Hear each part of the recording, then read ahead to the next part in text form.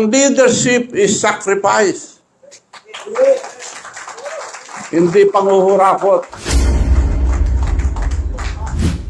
Now, to give you one example, nag-mayor ako sa Narpacan dahil gusto ko lang tanggalin yung mga korap doon.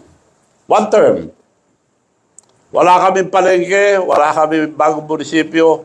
All the towns of Ilocosur, bago ang palengke, bago ang munisipyo nila, except Narpacan. Anong ginawa ko? Nagbigay ako, 10 hectares, binibili nila ng 500 million, 5,000 per square meters. 10 hectares, di halaga ng 500 million. Tinatawaran sa akin ng 500 million. Ang worth noon, 800 at that time. Ngayon, 15,000 na per square. Anong ginawa ko? Did I took advantage? No.